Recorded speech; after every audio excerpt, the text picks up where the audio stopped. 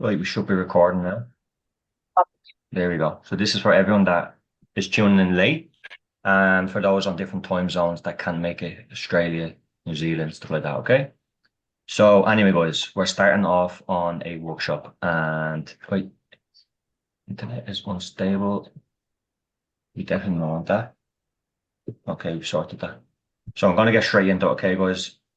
Avoids behaviors, and with safety and avoids behaviors, again, they're literally everything when it comes to this is why anxiety and panic become anxiety disorder and panic disorder. There's nothing wrong with a panic attack and there's nothing wrong with anxiety in life. But when, as you guys all know, when it gets in the way of a living and it actually cripples your whole life, it's because we've engaged in so many safety and avoidance behaviors. But the reason why I'm doing something and adding, trying to give you guys as much knowledge as possible on avoidance behaviors is that avoidance behaviors are way more crippling and keep you way more stuck psychologically than the safety behavior. Okay. And safety behaviors at the start we can almost use them to our advantage. Okay. So we can actually use safety behaviors at the start depending on the severity of each individual and how stuck they are in their recovery at the start. And we've done that with plenty of people. And I've used that to my advantages as well. Where in my case, my safety behaviors was running or walking with my safe person, which was the guy Sean that helped me out. And also with a backpack on my bag with bananas and nuts and seeds. And I had an iPhone that always went dead. So I always wanted medical attention. If something's wrong, I can ring an ambulance. And my brain couldn't risk that my phone would go dead. So what I did was I bought one of the Nokias that cost like €20 that lasts through the Stone Age. So I bought one of them that don't go dead. So I would have this in my bag and two phone chargers. Okay. And, you know, I would run with all of that with a backpack, safety behaviors. But they enabled me to get past my avoidance behaviors.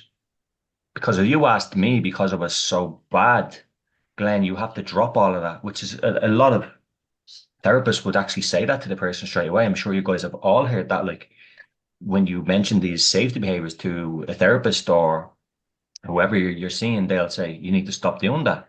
You need to go on your walk without your water and you need to stop taking, I don't know, maybe your medication in your bag, or you need to stop calling your husband. And I found out that it's like, no, don't stop that. That's going to stop naturally.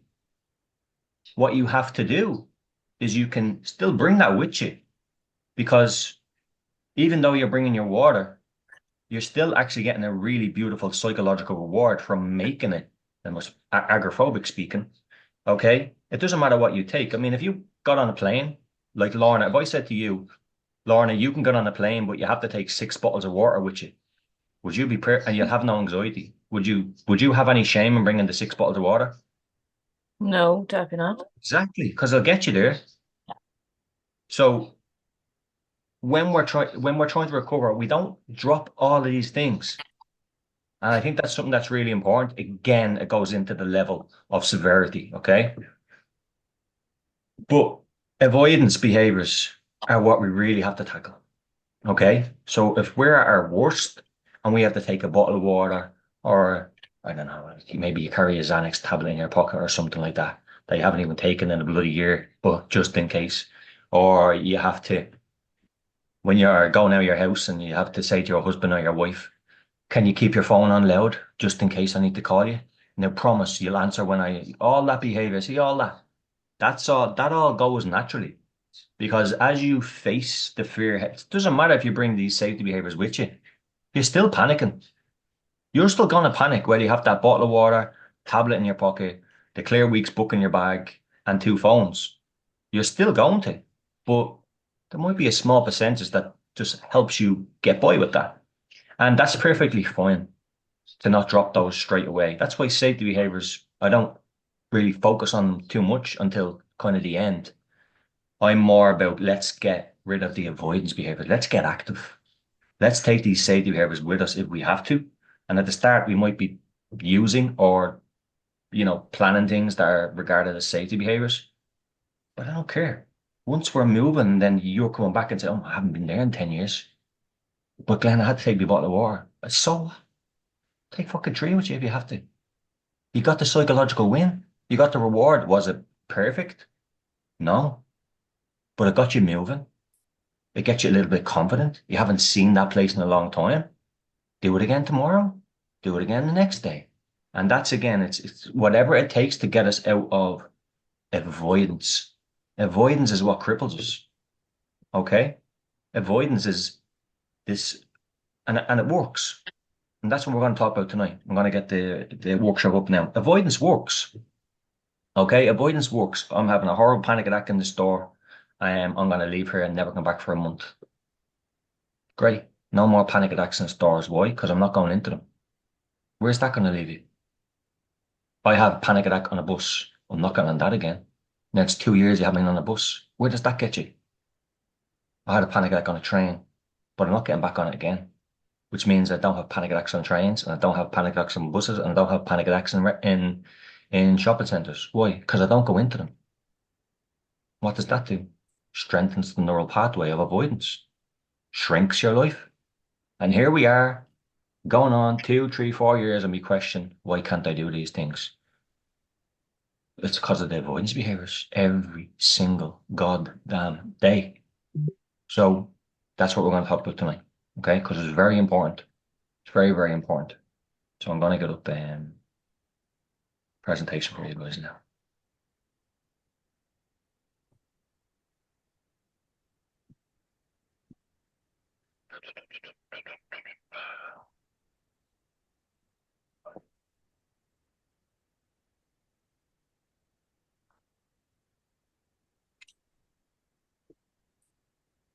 One second. This is my new laptop, so I'm just figuring myself right around it.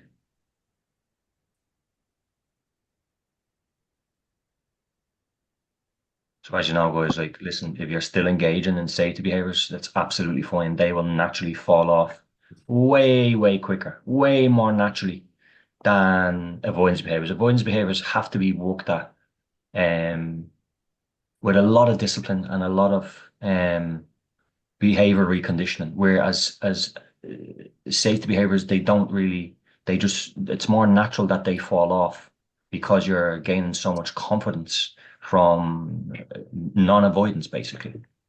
Um,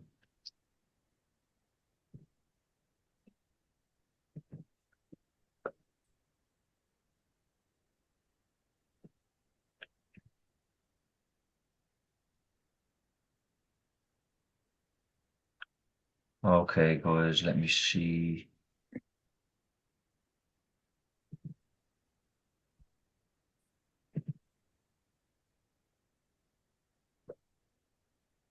This down.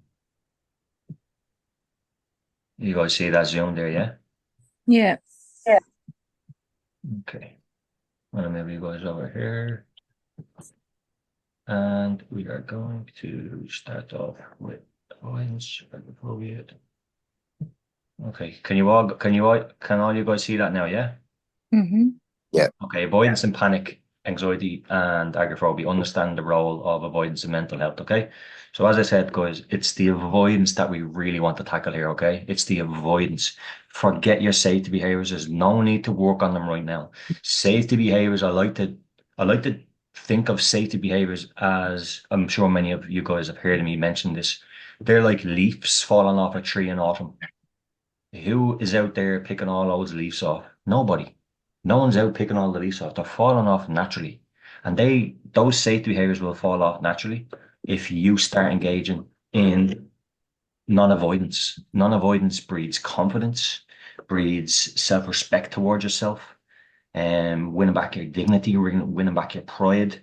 And when that happens, you automatically, you don't reach for the phone to call the husband. You don't reach for that first turn on the highway. You don't do those things because you're gaining all this confidence through the act of non-avoidance.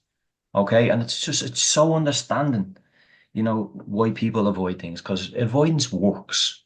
Avoidance is a short-term gratification. I'm not going to do that because I'm anxious. Okay, don't do it then. You'll see in the long run which way you develop the disorder. Okay. So first, the impact on the quality of life. Okay, why should we learn about this? The impact on the quality of life. Avoidance behaviors, okay, significantly impair daily function, relationships, the overall quality of life, leading to social isolation, job loss, difficulty in daily activities. We've all been there. We all have our own stories here, okay? The cycle of reinforcement, okay? Understanding avoidance is crucial because it plays a key role in maintaining and worsening anxiety. Okay, panic and agoraphobia, kind of vicious cycle that's really hard to break. So, the path to recovery, okay, discussing avoidance, what we're doing now is the first step in recognizing it as a barrier is an understatement, okay? A bloody brick wall to the treatment and exploring effective strategies to overcome it, okay, leading to improved mental health and well-being. So, the importance of understanding avoidance is you have to be very self-aware. And let me plug this charger, sorry. You have to be very, very self-aware of the crippling effects um, of avoidance behaviors. Avoidance behaviors are the main reason why you're in this situation because listen, what happens we have the neurochemistry here, but what happens on a neurochemical level is that every time you avoid, okay, you have your anxiety attack or you have your levels of anxiety and panic. And with that, it's a feeling I don't want to feel like this. Yeah. Can you all hear me? Yeah. Yeah.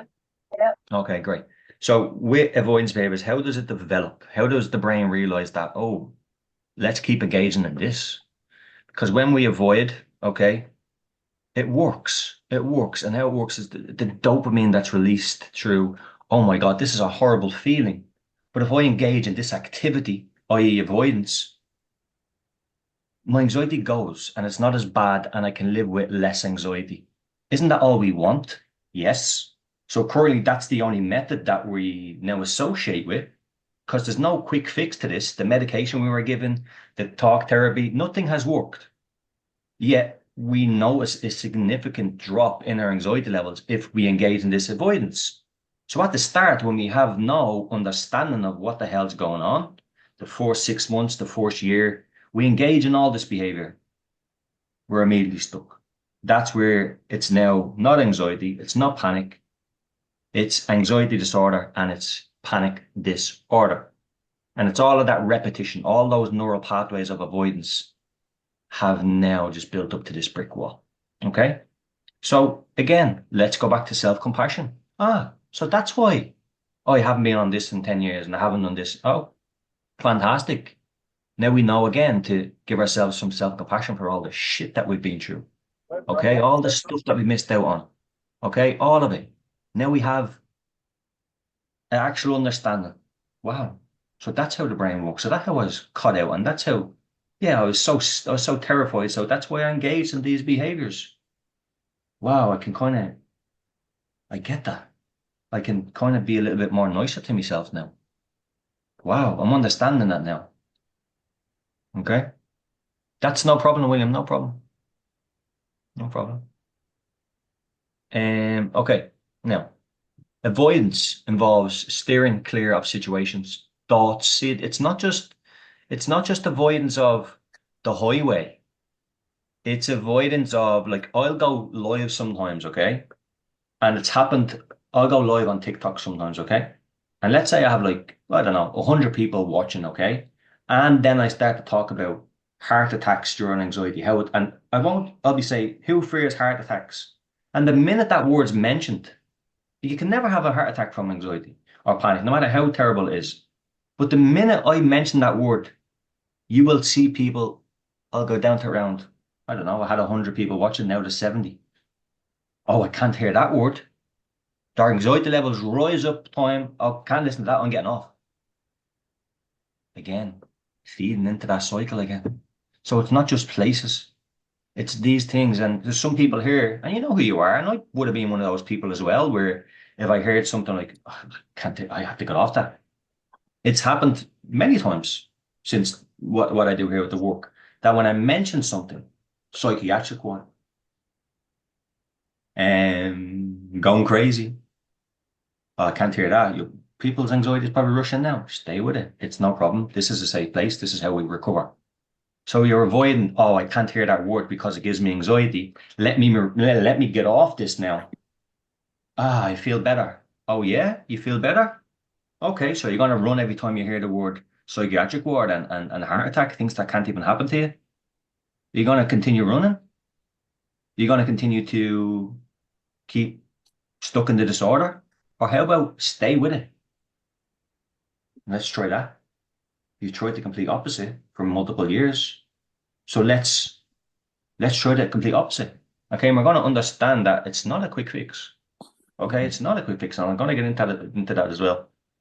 So avoidance involves steering clear of situations, thoughts, or feelings that trigger anxiety, fear, often as a way to prevent discomfort.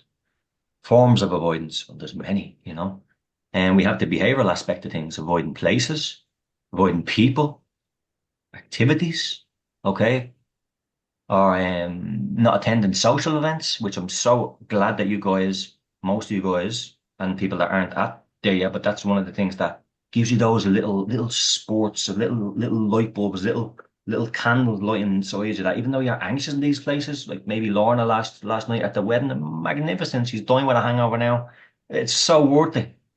Like if we experienced Lorna doing this 3 to 4 months ago and her having a hangover now, she would be in not the best mental state. But she's proud of what she did, not last night, previously, of all that work that got her to this place. So she's now able to sit there with that hangover and be like, yeah, not nice, but hell was it worth it. Okay? And it's again building up on she's been engaging in non-avoidance for a long time. And just that's just Lorna as an example because she's most recent as the weekend. Like everyone's engaging in that to some degree. Okay, some more than others, but because some more than others are maybe just more willing, just a little bit more ready, and have just done it longer. No comparison. Everyone's different and recovers at a different rate. Okay. Um, so yeah, not attending social events. That's one thing that um, when we start to do again, can light little sparks within us. Can always remember that at the start of recovery, when you're going to these places, you're still going to feel anxious, okay? But we'll get that. So, okay, so behavioral avoidance, avoiding things behaviorally, now avoiding them cognitively, okay? I was going to say this is one of our, this type of avoidance is kind of harder to break down because it's cognitive and technically cognitively, it's actually more embedded rather than your behavioral. Okay. Because we can switch our behaviors up kind of more than cognitively because cognitively we repetize the amygdala so much. The nervous system is also so linked cognitively because of this exact disorder. It's so linked to the nervous system that it's not just cognitively, it's so interlinked to the nervous system. Okay, so maybe this would be more difficult. Um, um, guys, I was going on the bus for the first time in over 10 years. Fantastic. Fantastic. First time in 10 years. That is incredible. 10 years. Unbelievable. And that's the beauty about the group is that when we're all on here and when you've been engaged in the group for a long time, you get to know people. You get to see people's bravery. You get to hear people's story. You get to see where they were to where they are now.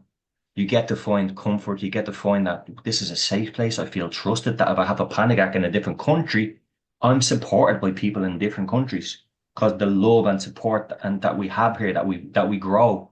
And this is, remember, this is a select group of people that are chosen that I feel when I get on calls, when I do this, when people are ready. Or sometimes I know people aren't ready, but I feel that in, let's say, the likes of, mm, let's say Ailey, for example, with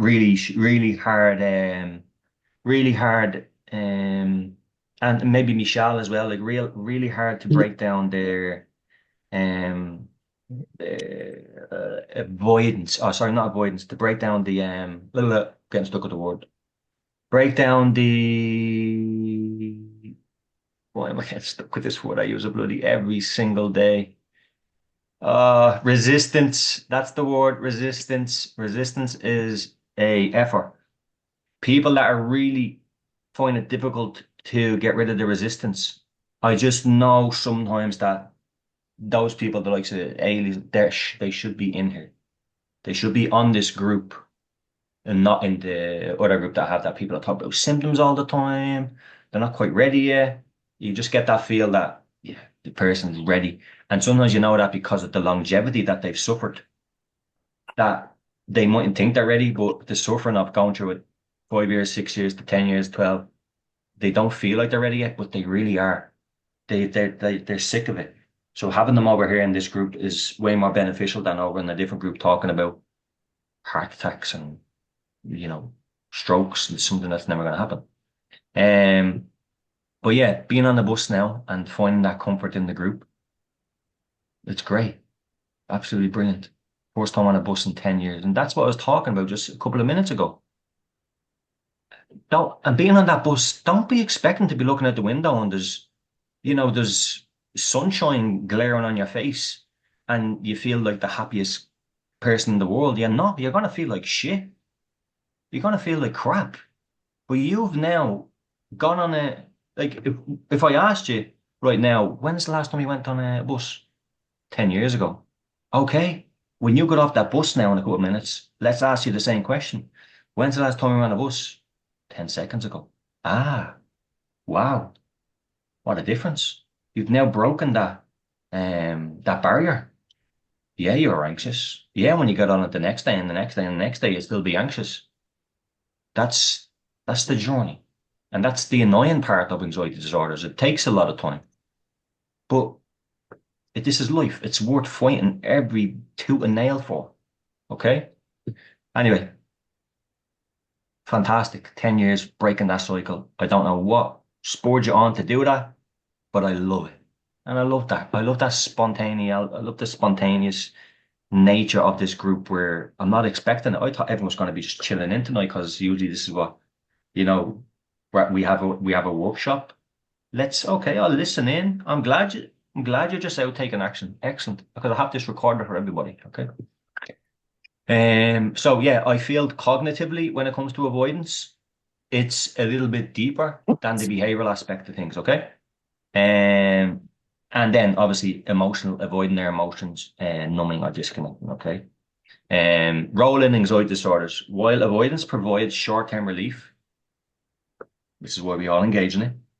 It reinforces anxiety over time, making it harder to confront fears and maintain normal activities. Guys, we're dealing with the most primitive part of the brain here. Okay? That's why it's so hard. I just cut yourself some slack, please. Cut yourself some slack. Stop hating on yourself. This is the most primitive part of the brain that wasn't your fault. That when you have your first panic attack and whatever happened in your life to bring you to that point, that when you go to the man in the white jacket and you're not given the correct answers, it's not your fault. Okay? But anxiety disorders, for me, they're very spiritual in nature where we learn so much about yourself. Like, think about what you've learned. You've learned about nutrition, sleep, neuroscience, health, life. Look at everything you've learned because of pain. Pain is the number one cause of people changing their lives dramatically. Like real sustained change comes from real pain.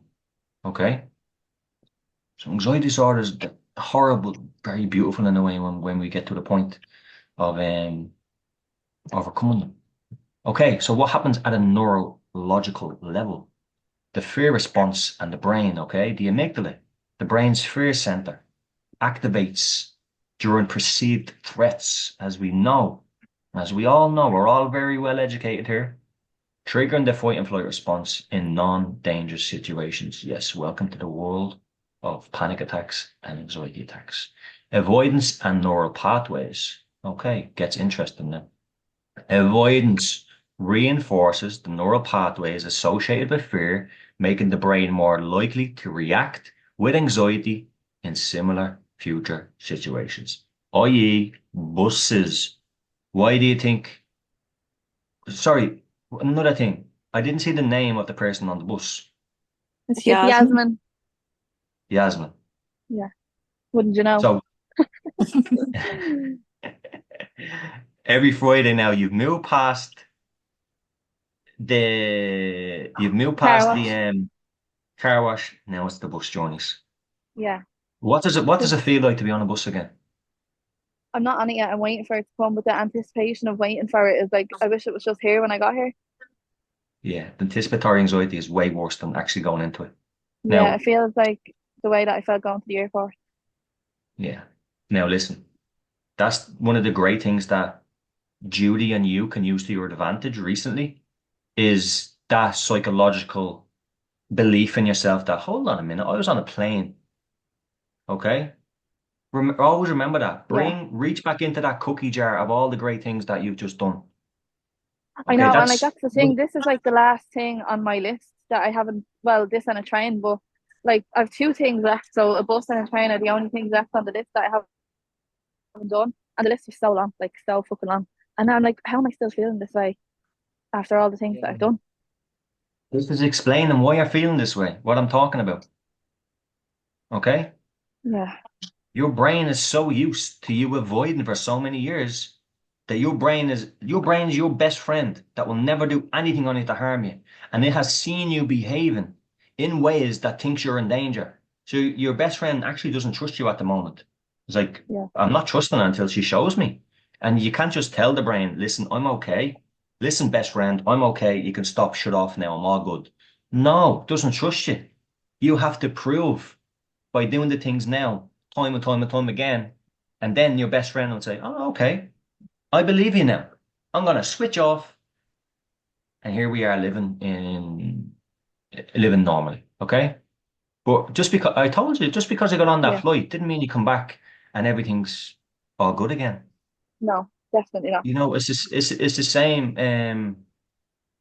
Let's say for Jimmy. Jim, when is the last time you were on a flight? On a flight, I would say 2019. 2019. Okay. 2019 was when I took my first flight from not flying for 10 years. So a perfect example is, okay, Jimmy has not been on a flight for, let's say, 5 years. Okay. Let's say he gets on a flight in 2 weeks and comes to Paris. Yeah. When he goes back, he's gonna still deal with so much shit. Okay, because the way the brain, what we're speaking about now, is avoidance, and it has memorized so much that the only thing he can take away from getting on that plane coming over here, and he will have the biggest panic attack on the plane. Nothing will happen to him. He'll get here, probably have up and down cycles of DPDR or whatever, but he'll still make it home alive. What he'll take from that is a beautiful memory and a beautiful psychological win, which is exactly what Judy took, what you took, and soon is what William will take. And we will talk about that soon, William. And as the build up to Judy's plane journey, I told her, even till the moment I said, Judy, if you don't get on this plane, so what? So what? But of course, you invested some money into going to a certain place and you didn't want to go up on that. And thank God you didn't. But all you gained from that was a beautiful moment, a special moment. You'll have it for the rest of your life. And that's what you will, that, if Jim was to do that, he would have a beautiful moment, take lovely pictures of the Eiffel Tower, would have lots of panic, made it home, and then wonder why I'm having panic attacks going into the shopping centre when I've just been in Paris. Because your brain has associated that shopping centre so many times because you left it, you ran out consistently year after year after year after year after year. Okay, so that's why, in regards to avoidance, is why Yasmin, that jumped within 2 weeks working with her. She fucking jumped on a plane. And I knew when she comes home from that, we still have a lot of work to do. And that's the way it is, Yasmin. That's fantastic. That's part of it. So I want you to reach into that. Like, I was on a plane. So the fact that, stop having it in my mind that I shouldn't feel anxious just because I went on a plane and I did this thing. No, you're still overcoming a lot of avoidance behavior, a lot of the way your brain has formulated from all this avoidance behavior over the years. It's what we're talking about. It's why anxiety disorders develop, because of this. That's why it's so strange. So like, but I was on a plane, my biggest fear ever. So why am I feeling it on a bus? Yeah. And it's so strange, right? But that's the way the brain works. Because you, as I told you, you basically have, in regards to negative and positive reinforcement to the amygdala, to these parts of the brain that keep this alive, for years you have negatively reinforced that. Now you're only on your journey of positively reinforcing it, and you just haven't had enough positive reinforcement yet. That is all. Soon, the more you go on, which is why I do month-to-month coaching, is to help people to push to get psychological wins time and time and time and time and time again, which to the point, it's different for everybody. To the point that they have the psychological switch over where they've had enough positive reinforcement in all of the places with all of their most deepest, darkest thoughts, gone through it correctly, and have had that psychological switch over. And you're just on your way. Okay? Are you on the bus yet? No, I feel like the buses are stopped or something. Like, this normal that they take this long? Are they on Yeah, strike or something? welcome to public transport, my friend. But listen, when you get on, just drop a message in saying I'm on, okay? I will. Thanks so much. Well done, we're super proud of you. Excellent work. Thank you. Okay, so avoidance and neural pathways. Avoidance reinforces the neural pathways associated with fear. Okay, so every time you avoid, like, you've no idea. Like, as I said, we're dealing with the most primitive part of the brain.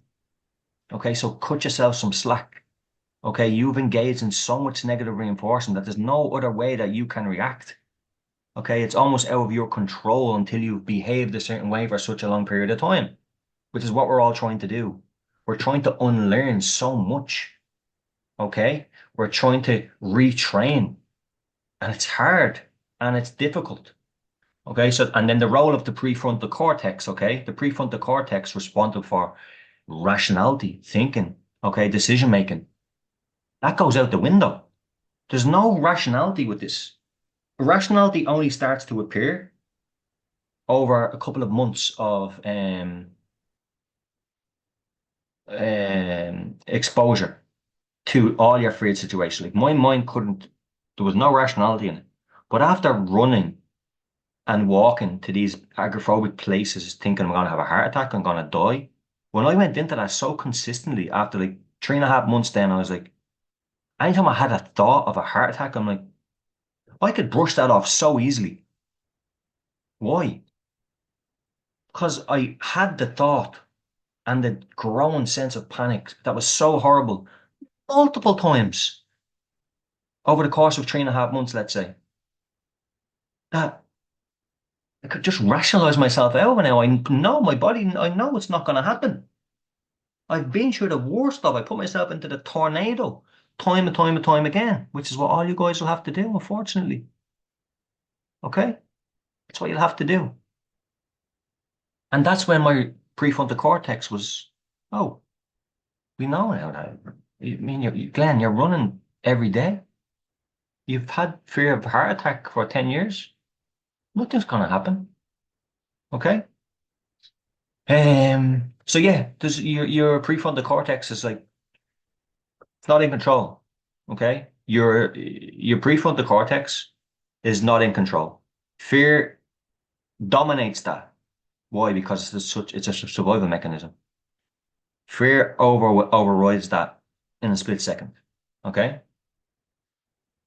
So thinking and decision making is overridden by the amygdala during high anxiety, limiting the ability to access the true level of danger. So your brain can't comprehend if this is dangerous or not because there's no logic. There's no logic, like this is ridiculous. Where the fuck am I feeling this on a bus? I know a bus isn't dangerous. Yeah, but you think that the fear of what you're going through in your mind and in your body is dangerous. So Yasmin, you're not fearing a bus right now. You're fearing how you're going to feel on that bus. What horrible thoughts will come up? Well, I have to stop the bus. Tell them, can I get off here? You're gonna, all that. And anyone that has been on the bus for a long time that has an anxiety disorder will have the same thoughts that you're having right now. And that's the beauty of the group coaching as well. Everyone has the same thoughts. Okay? Reinforcement of avoidance. Each time avoidance is used, the brain learns to associate safety with avoidance. Big mistake. Big, big, big mistake. But it's the only thing that we know. It's the only thing that gives us some relief from this relentless pain in the ass lump of anxiety and hurt and trauma and a little bit of depression we have with it. And it's the only thing that we find escape with.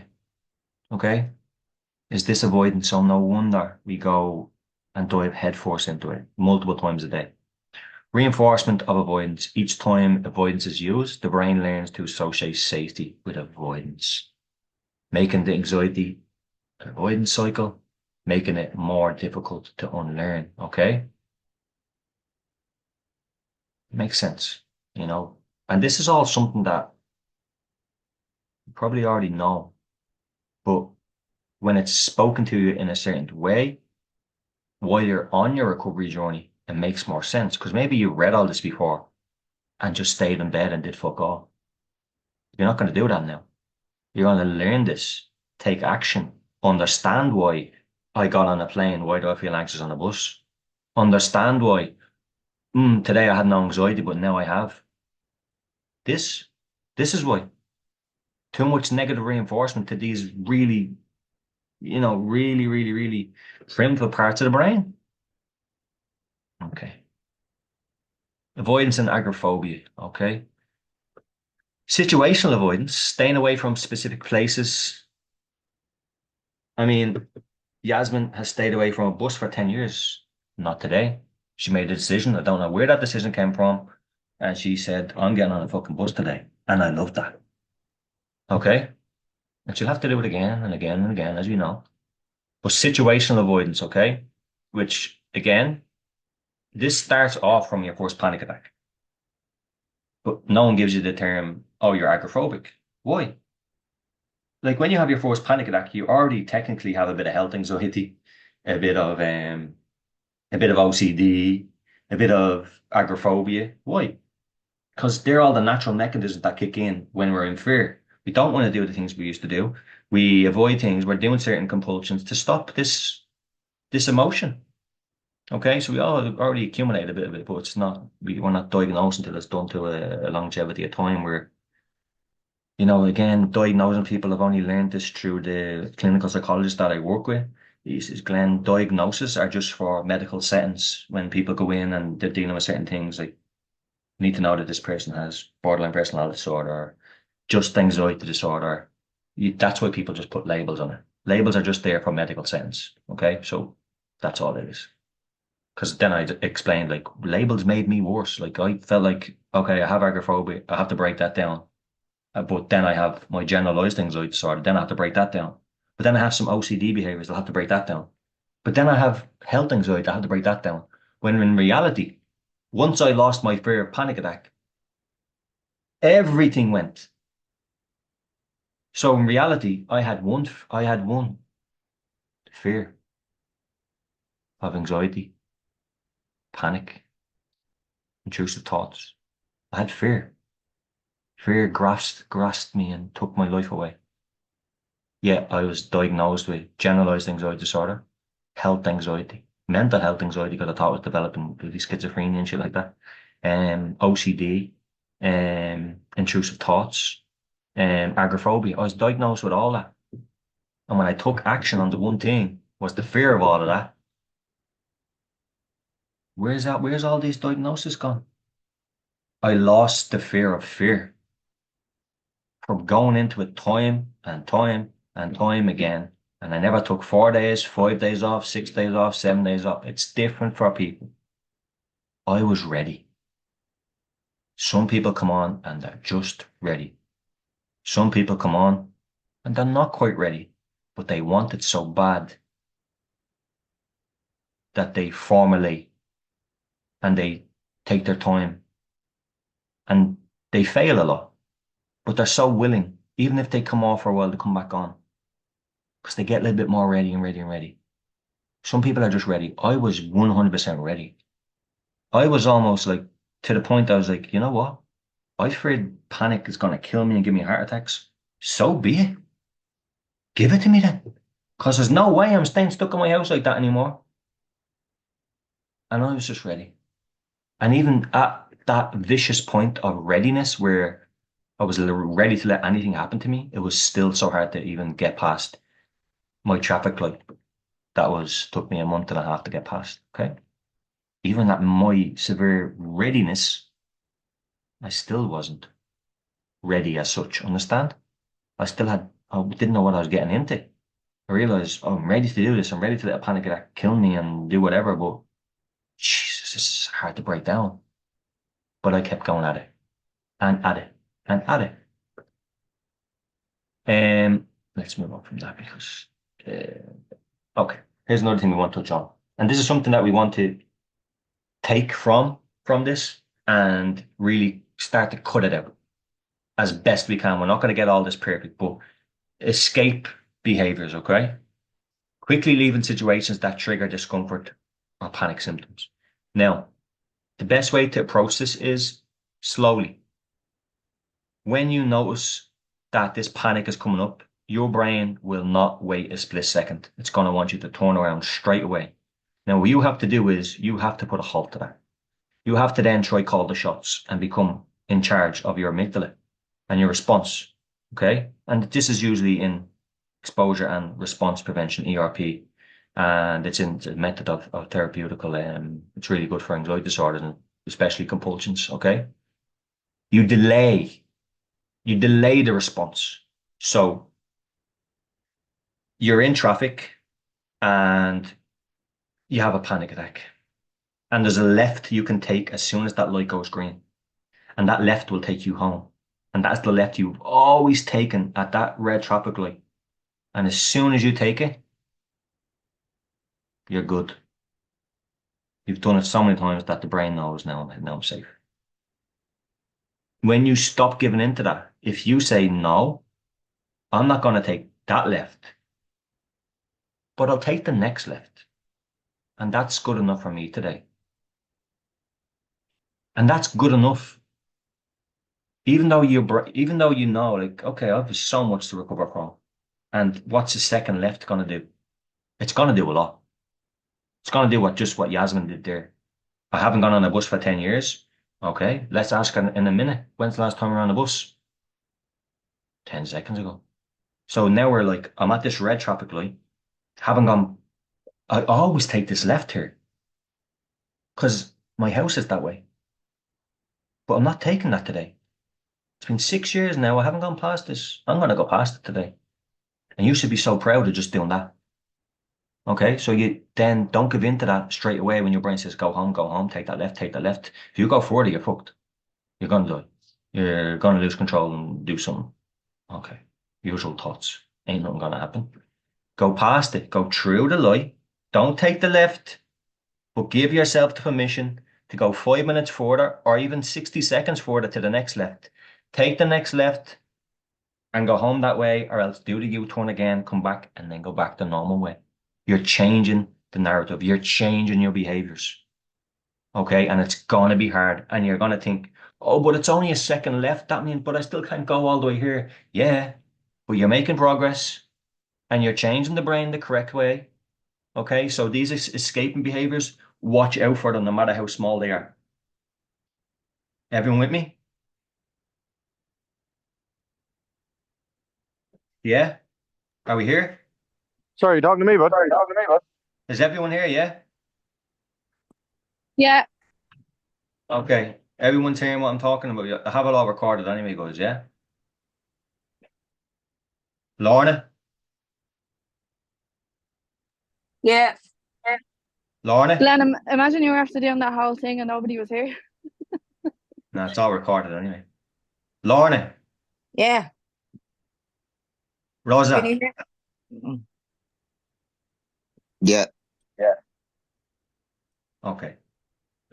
Anyway, guys, escape behaviors. You have to become very self-aware of this behavior. Okay, when you're out, understand, oh, here's this, it's coming up now. I can feel it. I'm not giving into it. I'm just going to go a little bit further for now. It's all I can cope with at the moment, but it's something. Like for Yasmin today, if you just got on the bus for one stop, is excellent. You broke the cycle. And then obviously the human brain will kick in. Oh, but I only did one stop. Ridiculous. Okay, and it's the same. It's the psychology of the human brain. You put up a post of yourself. Maybe Lorna looked fantastic last night. A million bucks. Seeing the smile on her face. She puts that post up on Instagram, and she gets 100 comments, and they all say, "You look beautiful. Look at your nails. Where'd you get your hair done? Oh, your dress is beautiful." There'll be one comment, and I'll say, "Lorna, you look like shit." When you go to bed that night, Lorna, what do you think you'll be focused on? Not one Only that one negative. person. Yeah. Yeah. After all 99 beautiful comments, and you'll be saying, who was that person? Does she know me? Did she see me with no makeup on or something? You know, people are just we're so focused in on that, and it's gone the same with anxiety. Oh, I'm doing great, but I'm still can't go there. Can you not? That's the way it is. You technically can. Well, stop criticizing yourself. So if Yasmin got one stop today, yeah, but I only got one. That's fucking brilliant. Or, you know, I'm sure William was the same. William, when you were doing one stop on the train when we first started, what was that like for you? Was it a bit at the start, or like when you're doing one stop, was it kind of like, should be doing more than this, Like, how did my life get like this? Like, one stop, is that all I'm able to do? Did you have that mentality at the start? Oh, that was a big one for me. Why can't I go one more? And then one more is now limited into 3 hours here. I can't get home now. And that's the psychology of that is like, well, I'm only gone one stop, you know?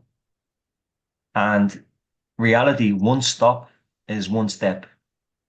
And that's how we all recover. I didn't recover. I recovered exactly the way Judy, William, just because you did get on that plane, it means nothing. Just means you have to have a little bit more work. Okay, that's all. You need to just refresh and I have your recovery plan. It's all new. It's all thought out. And we're just gonna get right back on track. So forget what happened. And obviously I want you to stay on before we get off. And when everyone gets off, I want you to stay. And I can talk to you about that. So where was I? Yeah, the negative. Oh, I only went one stop. That's fantastic. We'll build up the two. We'll build up the three. Okay? And that's how it works. What happened to me was I didn't get past the traffic light for a month and a half. I Couldn't get got off past on it. the fourth one. Fourth. Fantastic. Yeah. How does it feel? Oh my God. Unreal. Again, Like, unreal. positive reinforcement. The great thing about this that we don't understand is what's happening in Yasmin's brain right now. She's done something the correct way. So when we're talking about the amygdala and reinforcing it correctly, she's just done it now. And she just needs more of that. Were you anxious? Probably, yeah. Oh, like, so anxious. Yeah. So even though you're anxious, you the more panicked you actually are in the situation, but you do it correctly, that promotes recovery better than getting on that bus and having no anxiety. Because that means we're not doing it correctly. That means something we have to go into our fears, and that's not scaring you. Yeah. Understand? Everyone understand? That's very important for everybody. The more panic inducing the stimuli is or the situation, the environment, and you pass through it correctly, whether that's a 5 minute walk or a 2 minute walk without your safety behaviors or something, if you do it correctly, That's where the switchover is happening on a neurochemical level. That's where you're stuck because of those things done the opposite way. You could have easily, you probably had in your head there. Was it correct that you were probably thinking about going home and because the bus was taking too long, Yasmin? Yeah, 100%. Okay, look at the feeling after you feel now. If you went home, you never would have had that psychological reinforcement than what you feel now. I 10 would have years felt on even not on worse a at bus, home. yeah, would have ate you alive. And that's when you know you're Yeah. in recovery mode. That's when I knew it was because when I went to You do know, my like, exposure, yeah, sorry, Glenn. I was just going to say, go ahead. before I left the house, I was going to go to another car wash. And I said, sorry, I'm out of breath because I'm running. I said to Niall, I don't want to do another car wash because I feel like I'm all right with them now. And he was like, what else can you do? And I said, I'm going to get on a bus. And I literally just put my shoes on and left. Fantastic. So, And the thing is about that is like, guys, look at the willingness there. Look at the willingness. Like, you knew you're going to be anxious in that bus, right? But you're still willing to do it. oh yeah, I And knew it's I the was going to be like willingness. sick. Yeah. So it's the willingness to feel anxious, but go ahead and do it because you know this is how I'm going to get my life back. Yeah. Okay? So great work. Excellent work. I love it. I feel like this is so weird, right? Because I thought to myself, when I do it once, it's probably going to be so bad that I won't want to do it again. But I feel like I do want to do it again. Not because I'm going to enjoy it, but because, like, I need to. And I know that I need to. Oh, again, perfect mindset. Again, what you just mentioned there, I was afraid that I was going to do it and I would have had a really bad experience of having a horrible panic attack and having to get off before I even make it to the worst stop. Of the first stop, I would have told the driver to let me off and would have had a horrible panic attack and I would have set me back. Yeah. And And then what would have happened? I did have, like, I had horrible panic. I had the same panic day that I had when I was locked in the car, which started all this. But now I Right. know, I didn't know at the time when that happened to me that nothing would come from the panic that I felt. Yeah. So And now I again, know that. you now know that because of your behaviors, which you never Yeah. you people know that logically because of the books you read and what you're reading here with me. But this all means shit if you're not going out and taking action. All this Yeah. is just ridiculous. Everything I'm explaining here from the bottom of my heart that I'm putting into this, if you're not going out and tackling this the correct way, this is meaningless. Yeah. I'm showing you guys from a very logical, very understanding perspective of how to overcome this. But if you don't go out and take action on it, you don't get that psychological switch over exactly what Yasmin just had there. Okay? You're all experts here. You're experts in avoidance. You're experts in procrastination, just like I was, until I got so bad that I wanted my life back and nothing was going to stop me. And every day I was willing. I was willing to fail. Every day, like I end up going, let's say, 10 stops on a bus. Guess what would happen the next day? I'd be scared and I'd only go one. Guess what happened the next day? I'd be scared again and I'd only go one. And if I went early that day at like 10 a.m., it would get to like 8 p.m. at night. I'm like, fuck that. I want to go out and go on another bus. And then I'd probably make 3 stops and go home. I was always winning. Technically failing, but being so consistent that I know there's no way that you can keep up going. I'll keep going 10 stops, 10 stops, 10 stops. No, no. You go one, then you go five, then you go 10. Then you're so scared that that was a bad one. Like 10 stops was really hard, it was difficult. I don't really like feel like going like doing that today. But I'm gonna do one stop. And then you get on the bus for one stop and you end up going five. And then within a week you're doing 10 again. And you have that big panic again at the 10. But you survived it again. You come home. You see how it's all you keep failing yourself towards recovery, guys. You keep going. Even if you have horrible panic attacks, take it easy the next day. Okay? But do the same thing. Okay? You don't always have to go into that 10 out of 10. But you need a lot of them. And they will come and they will hit you at times you're not even ready for. Okay, so we'll finish off a little bit here. Okay, we're going to spend another probably 10 minutes finishing off, and now you guys probably have to be somewhere. Again, if you have to jump off, you do that. But it's all recorded for you guys. The negative consequences of avoidance. The worsening of symptoms, okay? Because the more you avoid, I mean, Yasmin, if you were doing that bus journey every day for the next 30 days, you know, your symptoms will, you won't even have any anxiety on that bus, and that's the raw, honest truth. Okay. But the negative consequences of avoidance is we've avoided for years. So please, like, stop the want and the need to everything has to be perfect during recovery. It's not happening. You're gonna feel like shit. That's perfectly okay. You're gonna struggle and have some really dark times with this. But you're making yourself really proud. And I'm proud of you as well, because I know what it takes. It takes everything. So it's the worsening of symptoms. Because what happens is psychologically, you know when you go to bed at night, I'm not doing the right thing.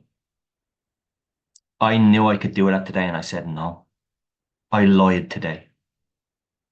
I took the easy way out today. And when that happens so consistently to any human being struggling with anxiety or not, it's very detrimental to our mental health. Whether anxiety and panic or not, it's going to make us feel like shit. And that is the worsening of symptoms, because then you start to have these kind of depressive episodes of panic attacks. Everyone being there with those ones? Yeah. Okay, the depressive episodes of panic. And that's from the lack of urgency, the lack of psychological wins, the lack of like, you know, deep down I'm not doing the right things. You can't get away with it. But if you're honest with yourself and say, you know, I haven't done the right things for a long time. I know you know what Glenn's trying to tell me to do with the coaching. I'm not doing it. Own up to that and take responsibility and just change tomorrow and do something small. Make yourself proud. Because the more you don't do it and you keep giving yourself the excuses, we all know we're professional bullshitters in the most nicest way possible. Because we know we're really good people. We're not perfect. We're good souls. We don't want to be living a life like this. And the lies that we tell and the reasons for not doing the things is very justified. You know, it's very natural. But there has to come a point where we have to take responsibility to get our life back. And when we don't do these things, it hurts us in bed when we're lying and it's too much. We know we have moral compasses. You know, we hold ourselves to a good moral standard that we know we're doing the wrong things. So avoidance can cause the fear to generalize, okay? Spreading anxiety more, okay? Making it more mentally difficult for yourself, okay? And then you have no confidence then. Everything is like you're starting all over again. Some people are actually at that point right now, okay? Then the social and functional impairment. Avoidance behaviors can lead to disruptions in personal, social, and professional life, no friends anymore, marriages. I've seen it all, guys. I've heard it all, been through it all as well, okay? You know, and everything just declines, okay? Become very isolated, very lonely, okay? The loss of independence, the biggest one, the hardest one. Not being able to work, not being able to go to college, not being able to take your spouse on a date, not being able to bring your kids to a park, not being able to bring your kids to nursery, not being able to collect your kids from school, not being able to. I've seen people not being able to cook their own meals for their kids, that they had to bring their own mother over, which you will see that person next week. How I've picked the worst cases who've got the best recoveries, and you're going to see that next week. And it's going to give you a lot of hope, okay? But the loss of independence is a real soul killer, okay? We've all been there. Okay. We finish on this. I'm going to cut it off, save this after this, and we'll have a little chat for 5 minutes. Say our goodbyes, and I'll talk a little for 2 seconds. Okay, breaking the cycle, exposure therapy. I'm going to fly through this really, really quickly. Gradually and repeated exposure to feared situations or stimuli helps desensitize the brain's fear response. We all know that. There's no point going over that again, again, again, again, again. Zip it, take action. By facing these fears in a controlled manner, the individual learns that the anxiety will decrease over time without the need for avoidance. Again, we know this. We know it way too well. We have to be very brave to take that stance and go towards it. Support systems, okay? What we're just doing now. Beautiful to come on here and have people, oh my God, he has the same thought as me. She's doing the same shit I'm doing. Well, she thought she was a bad mother as well because she couldn't take her kids to bloody school. Very nice to hear that. Very comforting. Friends and family, a strong support network that can be encouragement, reassurance, and a sense of safety during these times. During, like, I'm sure Yasmin, did you feel like it's small, even 5%, little bit of, "Ooh, at least I have the group there. Just nice, Oh just yeah, at that that's moment." why I did it. Yeah, and that's fantastic. Eventually, you don't need any of that. Again, that's a safety behavior. But that's a pair. What did I say at the start? Safety behaviors are absolutely fine. Having us on a group enabled you to get on a bus that you haven't done for 10 years. Okay? Yeah, Well, but did it stop you from having a panic attack or anxiety? no. No, it didn't. But it just eased something inside you. You just felt supported, loved, taken care Yeah. of, safe, for even And I 2%. think as well, because everyone here understands, like they know exactly how it feels. Whereas if I was to tell, like, say my mom that I was getting on a bus, she'd be like, like she'd be supportive, but not in the way that you are, because you know how hard it is. She'd be like, "Come on, it's just a bus. Come on, you can do it." Whereas you just kind of get a bit more. I probably, if I was a good fighter back in the day, I probably would have put about 10 of my friends in the chokehold for saying shit like that to me. Oh yeah, me too.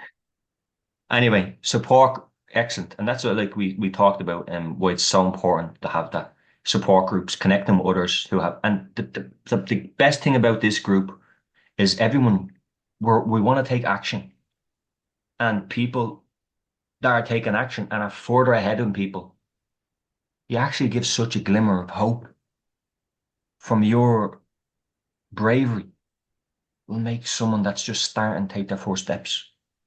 And that should be very inspirational from you, even though you're not there yet and you're still struggling. You've no idea how many times people come to me and said, "Oh, I loved when she did that. It made me do that." When last night, when she said that, Judy said that, and Judy got on the plane, and then Yasmin got on the plane, and Rosa took that down there, and William's doing this. It made me do that. You've no idea how many times people come and say that to me personally.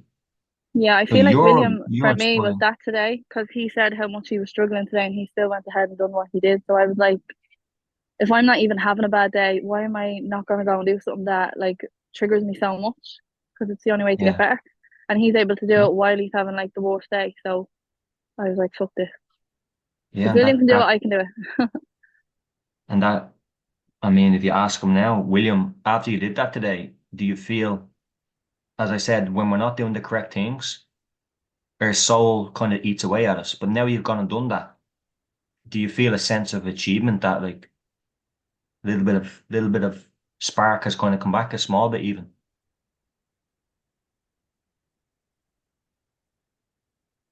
William, are you there? Probably jumped off. No, he's not in the group now. Okay, no problem. Oh, okay, because I have to chat with him now, so I'll give him a call on the WhatsApp there. I see myself here. Okay, so right, we finished on the last bit here. Combining support with exposure. Basically, what we just did there. Okay, and combining exposure with a robust support system. Which is exactly why I set this up, guys. Exactly. For, like, all this means nothing. We just spent an hour and 15 minutes. And I've set all this presentation up for you guys. It means nothing if you are not out there taking action. Nothing will change in your brain. You remain the same. 6 months will pass by. You have to take action. Anyway, guys, listen, I'm going to save this now. Staying on for a second. Saving this for obviously the people that maybe weren't here at the start, maybe missed 20 minutes of it, or people that have jumped off when I said, listen, if you have to go, you have to go. People I knew which people were on times and who weren't. So we finish up there. And yes, for everyone who hasn't seen this yet, I hope you take a lot from it. And for those who are with us tonight, you can always look back on this, okay? Okay. So now I just want to go to Alessandro. Alessandro, are you okay to talk? You feel okay? Oh yeah. Excellent stuff. And listen, you're so welcome. Okay, this is the start of your journey. Going to build you up psychologically. Okay, going to get you to be more brave. Okay, it's all it is. Okay, we Yeah. need to just build you up psychologically to start getting on the right track. How did you feel after listening on tonight and meeting the Yeah. group? Yeah, definitely. I can definitely relate with a lot of things that were talked about there. And I don't know if other people feel like this, but when it comes to having to start facing the exposures, for me, it's things like getting trapped, like lifts and um, the tube and planes and stuff like that. But I don't know. I feel like my biggest barrier is just I have this mindset where it's a bit like I'm gambling. I'm throwing the dice. Like I can do the exposure, but I'm scared that what if I get stuck? You know, um, that is for me the biggest barrier. Yeah. Okay, guys, you've all seen me doing this before. Everyone on mute again. And basically what Alessandro said, he says he basically fears being in trapped situations where he feels there's no escape and he's going to go into the ultimate panic. Oh, yeah? So I want to ask the question to everybody, and all I want is a yes or no. Everyone get ready to say yes or no. Take everyone's off mute. Who feels or has felt or even thinks the same way as Alessandro? Yes or no? Yeah. Terrified of it. My battery died Okay, then, so so I'll answer that you're one. you're imme you're immediately not alone, Alessandro. Yeah? Yeah. And taking myself back, a hell yeah from me when I was struggling. And the fact remains is, how will you ever know that will or I won't? How will you get past these what ifs action? Let's go and see. Yeah. Okay? But we do it gradually in a certain place that's achievable, but also will elicit your central nervous system and get you to panic a little. And then we move on to more difficult things. Okay? Yeah. Anyway, guys, has anyone got any questions tonight? We're finished up now. I just want William to stay on. Anyone? We're all good? The recording will be sent out tomorrow. All you can listen to it again. Okay? Anyone got any questions? Anything? No. Okay? I We do want to continue say on. the train one stop. So when people are around, I'm nervous. It's my first time taking the gold line, and I can't remember 5 years more. I don't know. So when people are around, I appreciate support. We're good, yeah. Always. And that the beautiful thing about getting on that, I always remember, you're on a damn plane having a panic attack high in the sky and nothing happened to you. Remember that. That's the beautiful psychological, not reward, but the beautiful psychology that you can always tap into now that I had a panic attack on a plane last month and back. And here I am eating a beautiful lump of chicken. You know? So I can move on to my next challenge now. Yeah? Great stuff, guys. Great stuff. I'm super proud of you all. And another thing I want to mention before we go, stop comparing. Stop comparing yourself to people. Everyone recovers at a different rate. Some of us have different trauma. Some of us have different life situations. We're all different in many ways, but the nature of the disorder is the same. And how we get out of it is pretty much the same. Stop comparing yourself. Everyone is in this together. Everyone promotes love, support, care for everyone. And I know you all give that. But what I don't want is people comparing. Okay, and I hear it all the time. Well, that person was like only for 4 months and they recovered. Okay, want me to tell you their experience, how they had anxiety? I'm not going to do that. But it's different to you, which you take a little longer. Also, you're not working damn hard enough. That person put in fucking hard work. You're not. That's the kick of the ass people have to hear as well sometimes. But anyway, guys, listen. Have a lovely weekend. If anyone needs any support, reach out. Everyone's always here in the group, and I'll be on the group whenever I can. Okay? So much love. Fantastic. For those who are doing great, keep it up. Allow yourself to still have shit days. Lorna, God bless you with the hangover, but it was worth it. Okay? And yeah, much love. William, can you stay on? See you later, guys. God bless. Bye. Bye. Bye. God bless. Bye, Excellent bye. stuff.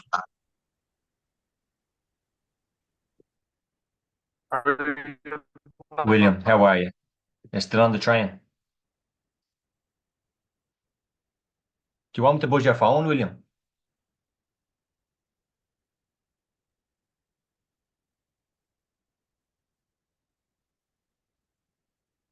You see.